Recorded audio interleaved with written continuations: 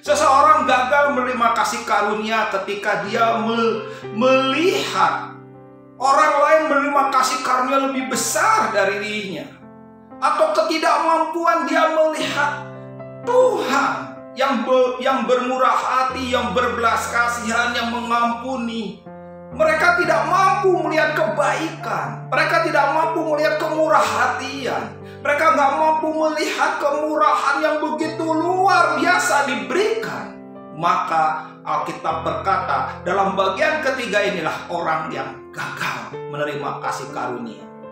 Dalam perumpamaan kedua dan pengampunan, ketika si hamba yang 10.000 talenta itu pulang, dia melihat ada seorang hamba yang punya hutang kepada dia. Hutangnya jauh kalau dibandingkan dengan hutang yang dia punya. Hutangnya 10.000 talenta, sementara hutang hamba itu cuma 100 dinar. Lalu dia berkata, bayar hutangmu. Mohon, beri kesempatan, beri waktu, saya belum punya uang. Tidak, kamu harus bayar. Akhirnya orang itu menjebloskan temannya ke dalam penjara dan harus bayar. Dan itu yang membuat raja menjadi sedih. Maka dalam cerita bagian ketiga ini adalah gambaran dari orang-orang yang gagal menerima kasih karunia. Dan tahap yang keempat, kita melihat dalam perumpamaan pengampunan, raja yang bermurah hati itu menghukum hamba yang jahat. Bapak Ibu, apa yang terjadi dengan orang-orang upahan yang mereka komplain, yang mereka protes, yang berkata tidak adil? Yesus berkata, yang awal akan yang menjadi akhir.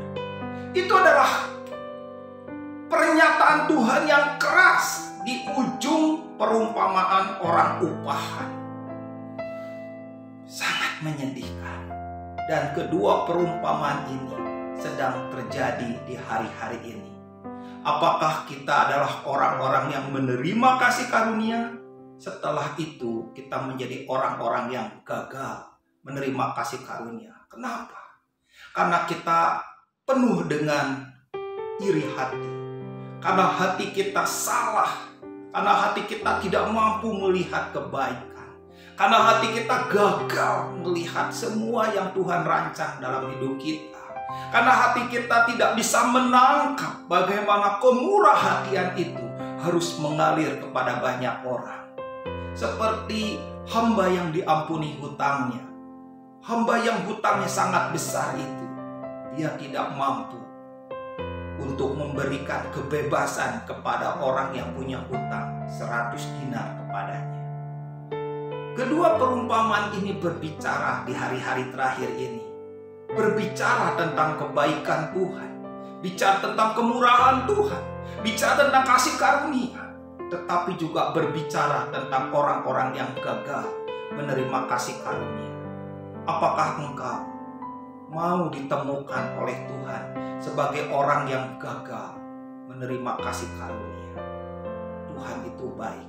Biarkanlah kebaikan yang kita terima ini mengalir kepada banyak orang. Biarkanlah pengampunan yang Tuhan berikan kepada kita, itu kita berikan juga kepada banyak orang. Biarkanlah kemurahhatian yang begitu luar biasa dari Tuhan, itu pun mengalir dari hati kita kepada banyak orang. Sehingga kita ditemukan Tuhan sebagai orang-orang yang hidup berdasarkan kasih karunia di hadapan Tuhan.